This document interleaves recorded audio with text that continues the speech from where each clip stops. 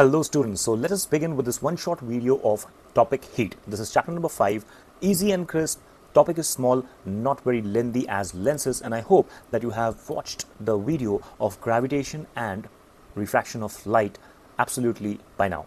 Okay, so let us quickly begin with this topic of heat. Now in this topic, what are we going to cover? So in this topic we are going to cover up the phenomenon like latent heat, specific heat, anomalous behavior of water, rigidation, and then lastly we will cover up the topics like dew point and humidity. So to begin with, first of all, let us understand about heat. Well, what is heat, guys? Heat is nothing but a form of energy which can interact with matter.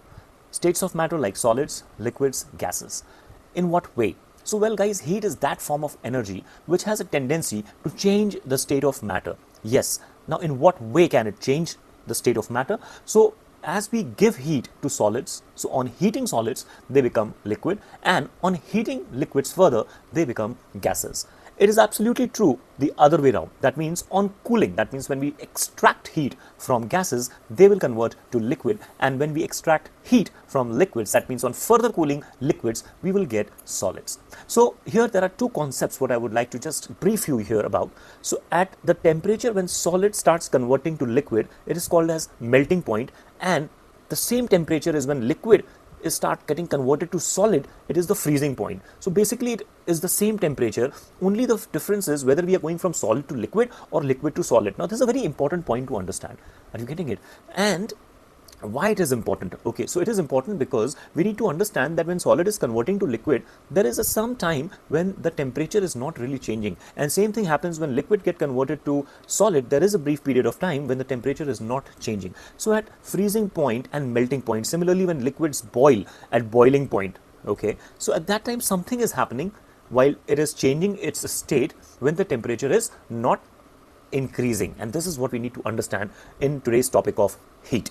Okay guys, so now we have understood that when we heat a solid, it becomes liquid. When we heat liquid, it becomes gas. Now the solid does not simply go and convert to liquid, right? There is a process. So there is a change in temperature, and then there will be a change of state. Likewise, liquid, there will be a change of temperature, and then there will be a change in state, right? Okay, so this is what we need to understand. So first concept here, what we need to understand here is about the molecular positioning. So intermolecular spacing, okay, in solids, they are very tightly and rigid.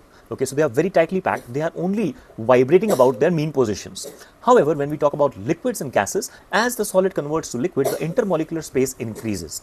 Okay, when intermolecular space increases, what is the basic reason behind that? Is that when we give energy, their kinetic energy increases and they start pushing each other, which results in increase of the intermolecular space. And in case of gases, when we heat them further, that means when we are further heating liquids, the intermolecular force of attraction becomes negligible and they can occupy as much volume as of the container. So guys, this is the behavior of molecules. So molecules are free to move in fluids, that is in liquids and gases, but they are tightly packed in solids. Okay, in solids they are only vibrating about their mean position. Okay, now let us come to a simple phenomenon of heat. So when we talk about heat, I said that there will be two things which are happening. Either there is an increase of temperature or there will be a change of state. Guys, understand this is a quick recap. So I'm going a little fast, assuming that you know the topic, right? Still, if you need to know something in specific, you need to DM me. Let me know. I will try to give you the more elaborated explanation on that specific part. Okay, but try to understand. I am keeping in mind that you have understood the topic. It is just a quick recap what you need before your board exams. So guys, if you're liking the video, do share it with your friends as well. Okay, so first of all, we need to understand the concept of something called as a specific heat capacity. Well, specific heat capacity is given as small c, my dear students. Now, what is the specific heat capacity? See, whenever we are heating a substance, okay, its temperature gradually increases, okay, and on cooling, it will gradually decrease. So the amount of heat which we give or take from a substance results in the significant either increase or drop in temperature. That is related to specific heat in some kind of manner. How it is related, let us understand that. Well, the amount of heat energy required to raise the temperature of a unit mass of a substance. Unit mass मतलब 1 kg का अगर हम कोई भी substance ले लें, okay? So the amount of heat energy required to raise the temperature of a unit mass of a substance by unit degree. That means by 1 degree Celsius.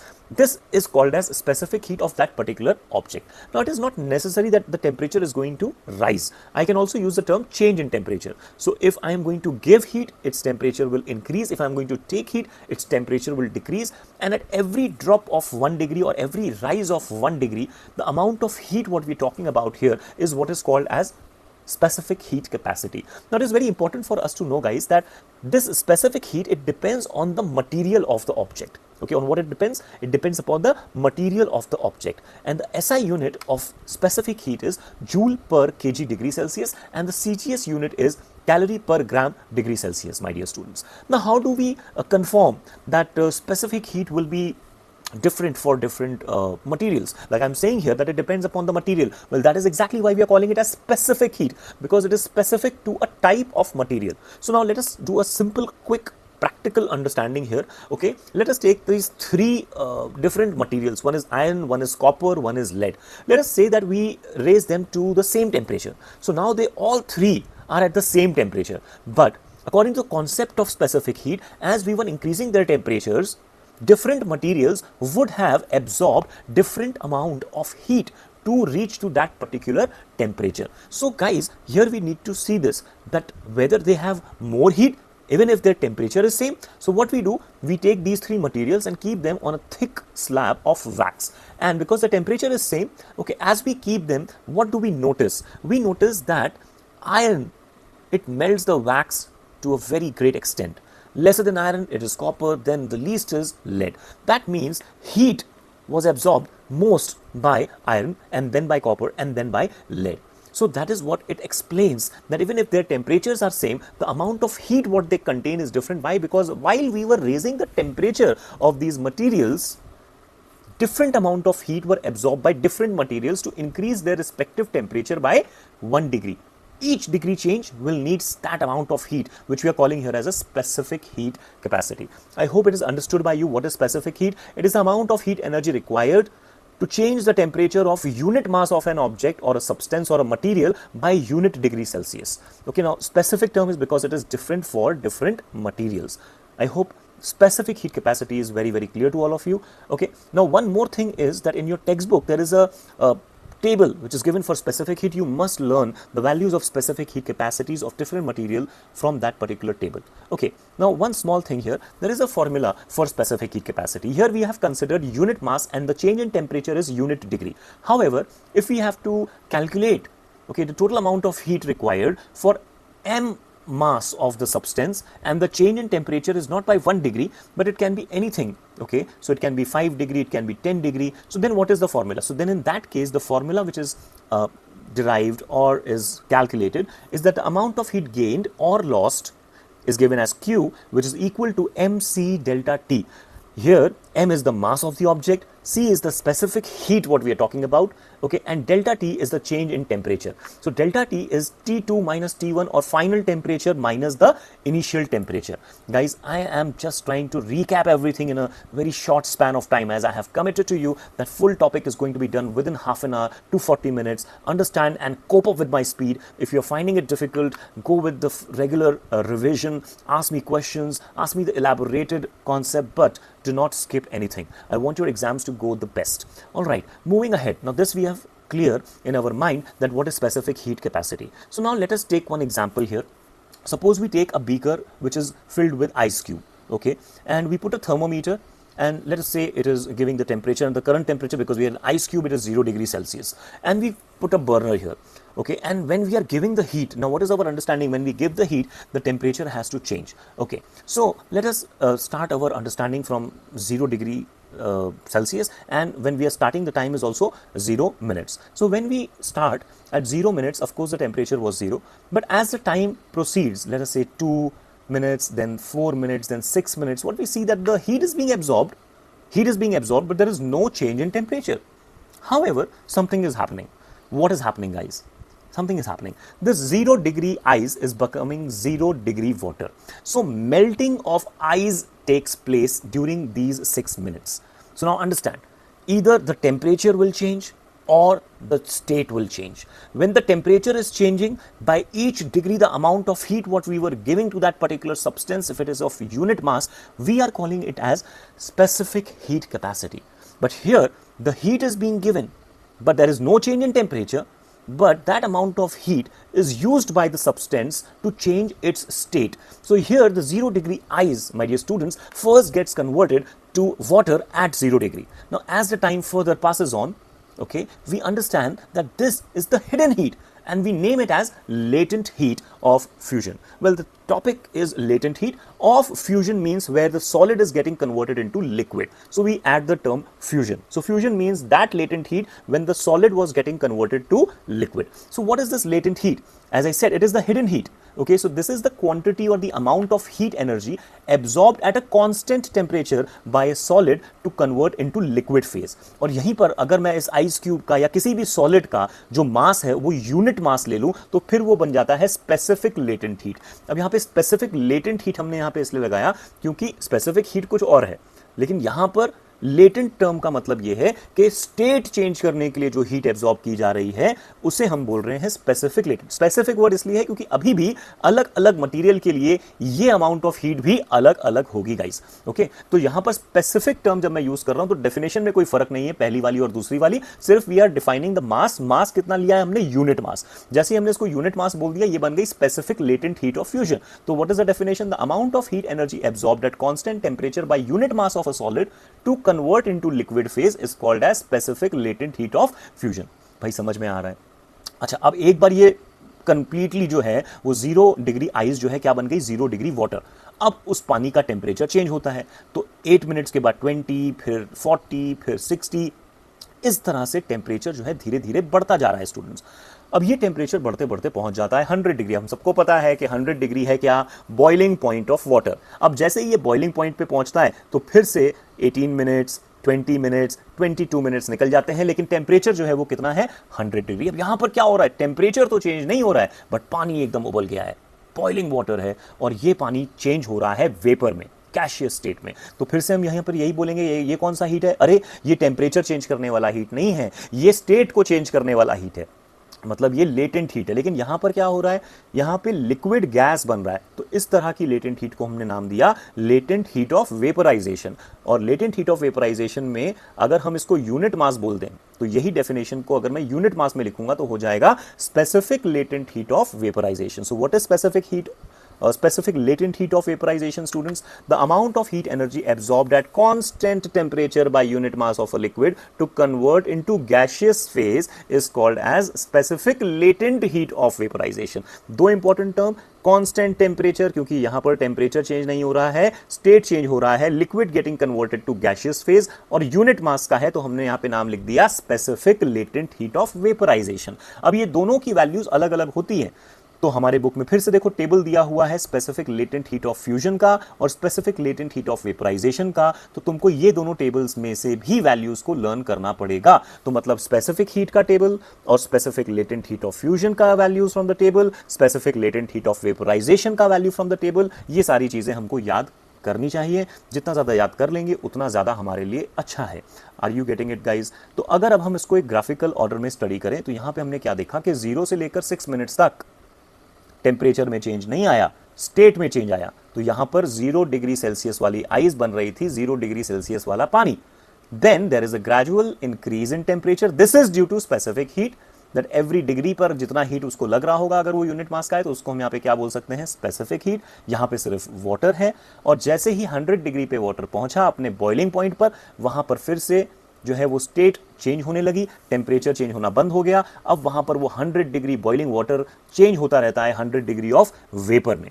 तो I hope you have understood the concept of latent heat and specific heat. Latent heat का formula क्या होता है? Q is equal to ml.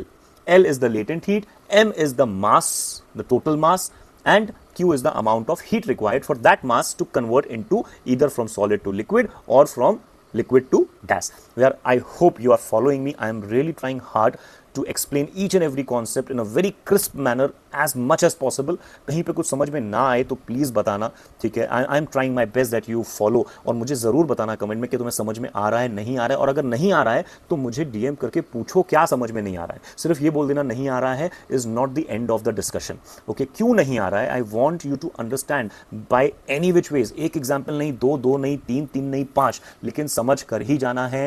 And this is the high time. You have your board exam, you have to focus guys, try and understand each and every word what I'm saying, repeat the video, I'm going fast, slow the speed, whatever it takes according to your need, but understand the topic and give your best. guys सिर्फ तुम लोग के लिए कर रहा हूँ. I hope you take the utmost advantage of these videos, and if you're liking it, if you're understanding it without any problem, please share it with your friends as well.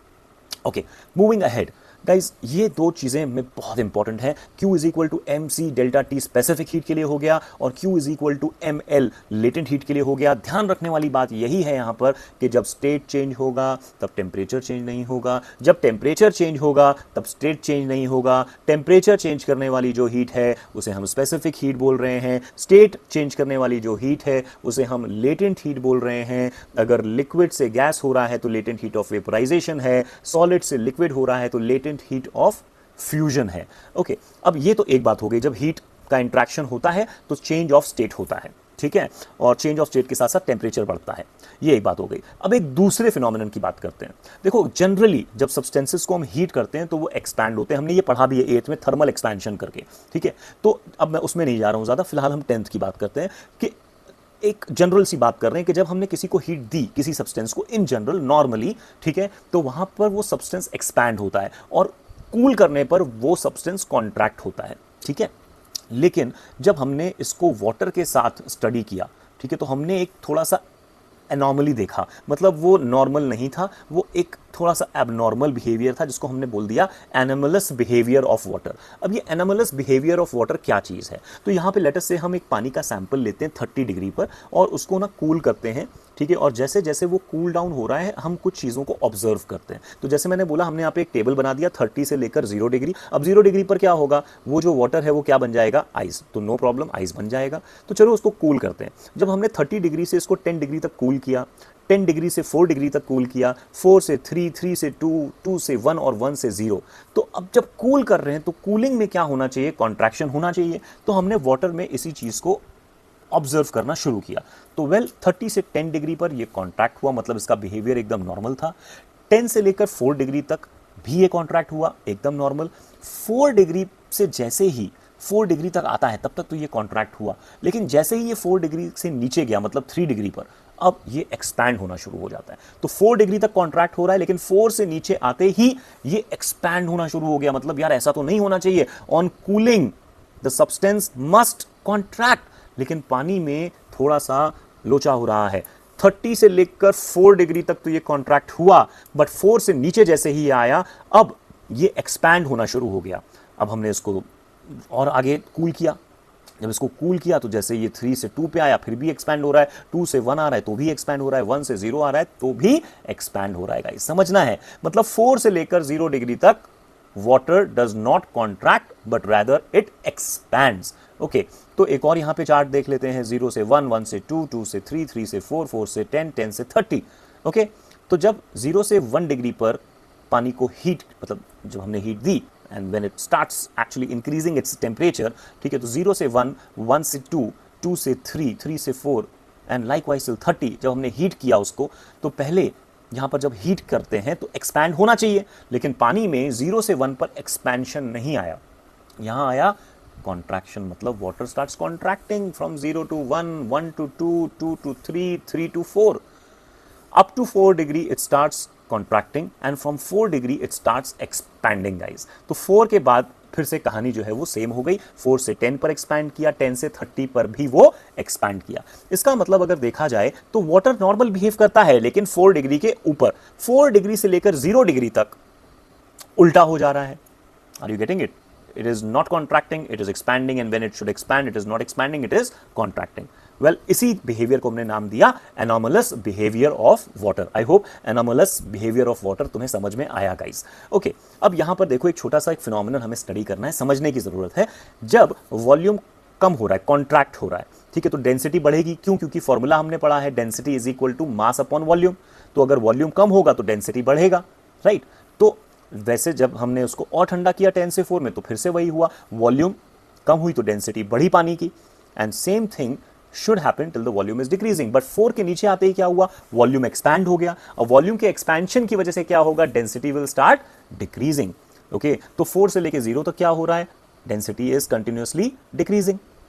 Okay, are you understanding this? अच्छा, अभी ऊपर वाले case में भी क्या होगा, density अगर जब नॉर्मल केसेस में, ठीक है, तो उसमें भी डेंसिटी जो है वो कम होगी। Are you getting it? तो बेसिकली अगर मैं यहाँ पे देखूँ, ध्यान से समझूँ, तो यहाँ पर डेंसिटी बढ़ रही है, बढ़ रही है, बढ़ रही है, और 4 डिग्री के नीचे आके डेंसिटी कम हो रही है, कम हो रही है, कम हो रही है। Are you getting it? तो क्या मैं बोल सकता हूँ यहाँ पे density of water is maximum at 4 degree Celsius?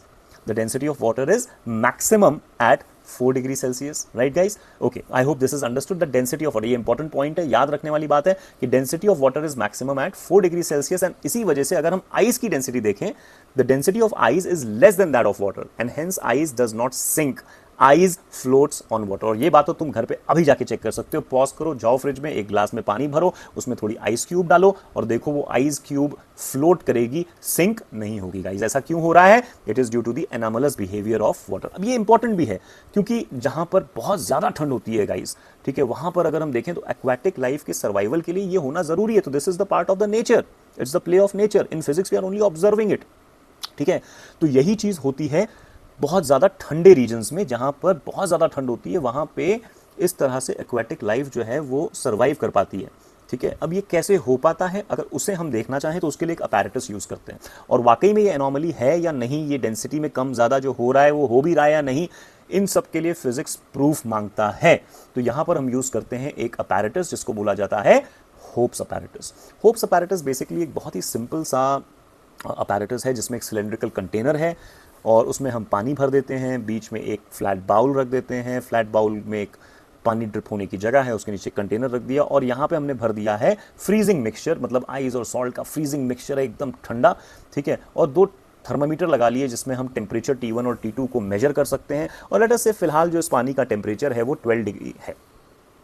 अब लेट अस से ये जो फ्लैट बाउल है, ठीक है, यहाँ पे तो फ्रीजिंग मिक्सचर है, तो यहाँ का जो टेम्परेचर है अगर हम इसे B से डिनोट कर रहे हैं, ठीक है, जो डेफिनेटली ठंडा होने वाला है, और ऊपर और नीचे A और C 2 हमने कंपार्टमेंट्स रख दिए हैं, ठीक है। अब देखो यहाँ पे टेम्परेचर में चेंज कैसे आ रहा है, ये जो बीच वाला जो पानी है, ठीक है, वो फ्रीजिंग मिक्सचर के इंट्रैक्शन में है, ठीक है, उसके रीजन में है, तो वहाँ पे टेम्परेचर धीरे धीरे ड्रॉप होता है, 12 से 8 डिग्री तक ड्रॉप होता है। अब जैसे ही ये ड्रॉप आता है 12 से 8 डिग्री का, तो क्या होगा गाइज, यहाँ पे कॉन्ट्रैक्शन होगा।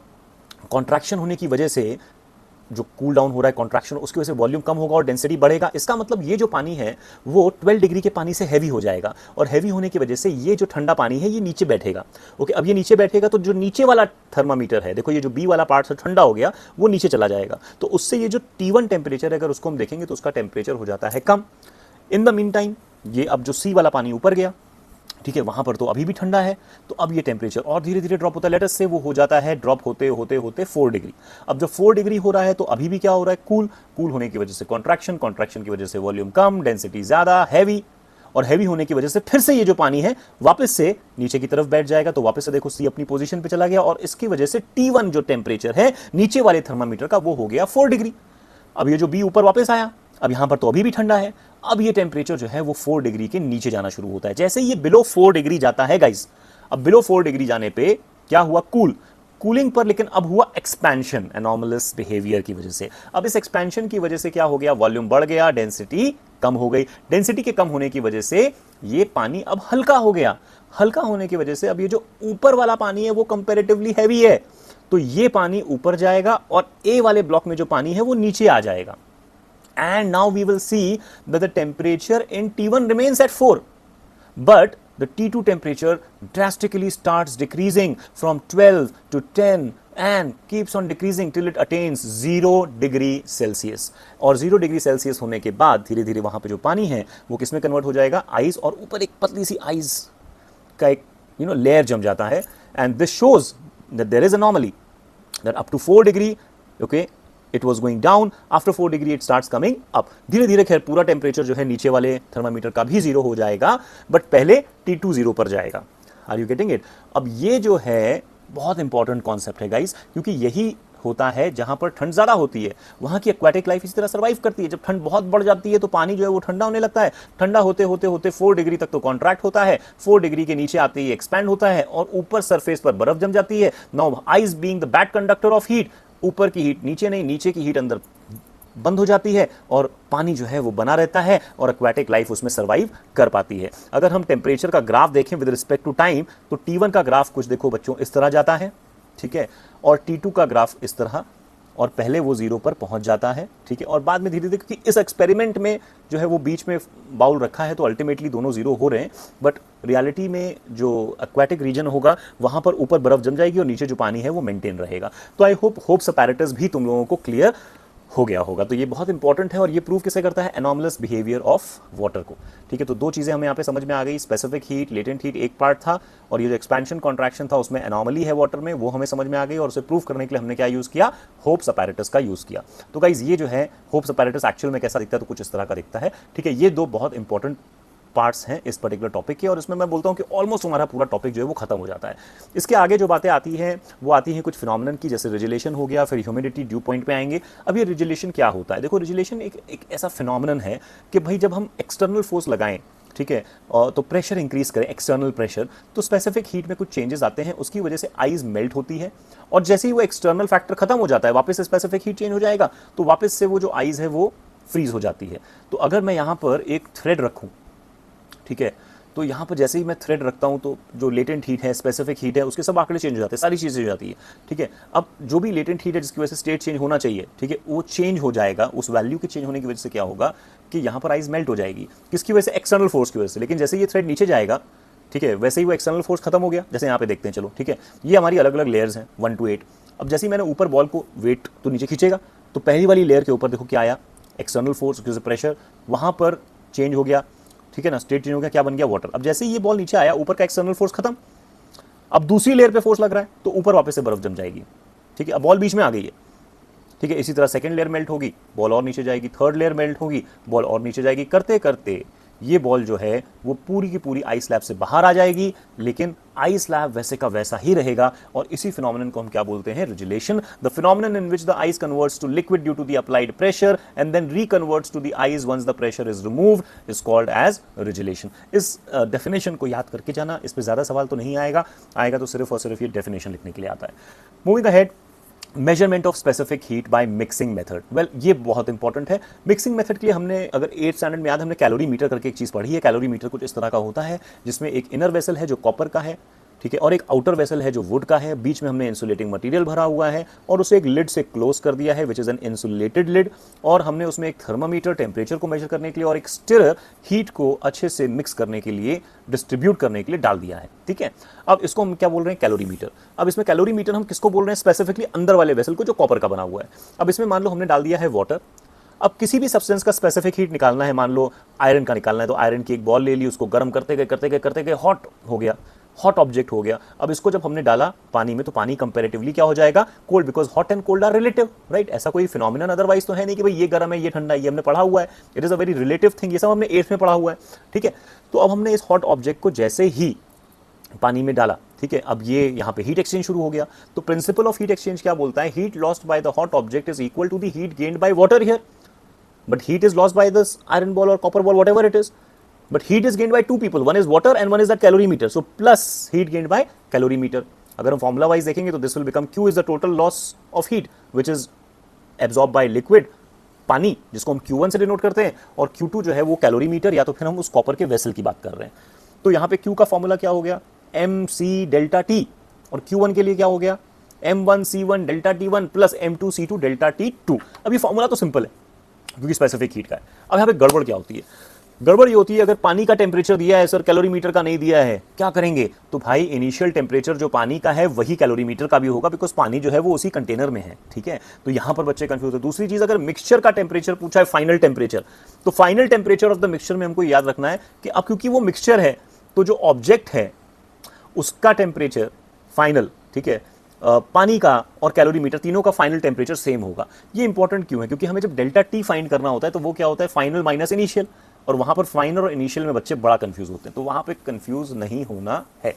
तो इस तरह से हम किसी भी ऑब्जेक्ट का स्पेसिफिक हीट कैपेसिटी यहां से कैलकुलेट कर सकते हैं मिक्सिंग मेथड से। Are you getting it students? Okay, moving ahead, what is humidity now? The presence of water vapor in the air make it moist, and this moisture in the atmosphere is what is called as humidity. ये सब definitions हैं, जल्दी जल्दी बता देता हूँ।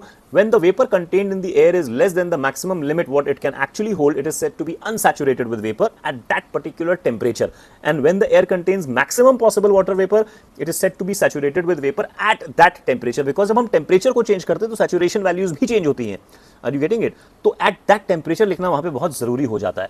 Now suppose unsaturated air at a certain temperature is taken, okay, and its temperature is decreased, and when you start decreasing the temperature, there is a certain temperature reached at which the air becomes saturated with vapor. Okay, so this temperature is what we are calling it as dew point. ठीक है, तो मान लो हमारे पास एक particular volume था, एक sample था air का, ठीक है, वो अनसैचुरेटेड थी. अब हमने क्या किया, टेम्परेचर डिक्रीज करना शुरू किया उसका. जब हमने उसका टेम्परेचर डिक्रीज करना शुरू किया तो धीरे धीरे उसका सैचुरेशन लेवल बढ़ेगा और एक टेम्परेचर ऐसा आएगा जिसमें वही वॉल्यूम उतने ही वेपर के साथ सैचुरेट हो जाएगी. तो उस टेम्परेचर को क्या बोला जाता है? ड्यू पॉइंट बोला जाता है. स्टूडेंट्स, बहुत बहुत इंपॉर्टेंट है. ठीक है, ह्यूमिडिटी और ड्यू पॉइंट का डेफिनेशन. और एक और चीज है और एक और चीज है जिसको हम बोलते हैं रिलेटिव ह्यूमिडिटी. ठीक है, उसको समझते हैं यहां पर. मान लो ये हमारा गिवन वॉल्यूम ऑफ एयर था और ये मॉलिक्यूल्स वहां पर अभी हैं. ठीक है, so the mass of water vapour which is present in a unit volume of air, this is called as absolute humidity. तो दो चीज होती है, एक होती है एब्सोल्यूट ह्यूमिडिटी और एक होती है रिलेटिव ह्यूमिडिटी. तो what is this here? The mass of water vapour which is present in the unit volume of air is called as its absolute humidity. But now suppose actual mass of water vapour present, ठीक है, which is this much. ठीक है, ये जो है मान लो वो 8 grams है. ठीक है, और हमें इसे पूरा सैचुरेट करने के लिए मान लो चाहिए इतना सारा. ठीक है, पूरा विच इज लेट अस से 16 ग्राम्स. तो फिर हम यहाँ पे क्या करते हैं, 8 और 6 को डिवाइड करते हैं. 8/16, हमारा आंसर क्या आता है? 0.5. इसको हम नाम देते हैं बेटा रिलेटिव ह्यूमिडिटी. आई बात समझ में? What is relative humidity? So the mass of water vapour present in a unit volume of air is called absolute humidity. But actual mass of water vapour present divided by the mass of vapour which is actually needed to saturate that air, अगर इन दोनों को divide कर दिया जाए तो फिर वो क्या बन जाती है? Relative humidity. ठीक है, तो एब्सोल्यूट ह्यूमिडिटी कितना है, ठीक है, लेकिन अगर उसको हम डिवाइड कर दें उस मास के साथ ऑफ वाटर वेपर जो एक्चुअली उस एयर को सैचुरेट कर सकती है, तो फिर वो बन जाती है रिलेटिव ह्यूमिडिटी. तो what is relative humidity? Relative humidity is the actual mass of water vapour content, मतलब it is the absolute humidity. So actual mass of water vapor content in the air in a given volume and temperature divided by the mass of vapor needed to make the air saturated with vapor in that volume and temperature. इन दोनों को divide कर दो, क्या आ जाएगा? Relative humidity. और अगर multiply by 100 कर दो तो ये हो गया percentage of relative humidity. RH करके भी लिखते हैं इसको. अब इससे फर्क क्या पड़ता है भाई? यही हमें बताता है कि हमारा जो एटमॉस्फेयर है वो ह्यूमिड है, मॉइस्ट है, ड्राई है, क्या है. So if relative humidity is more than 60%, air is humid और moist. If it is less than 60%, then air is dry, and if it is at a dew point, then it's 100%. So I hope that you understand the concept of relative humidity and how does it help us to find out whether the atmosphere is moist, is dry, or what is the relative humidity at dew point? It is 100%. So I hope with this the entire topic gets completed, the theory explanation is completed. Okay, and I wish you all the best once again. Thank you for listening out to me, and let's connect further for the remaining topic.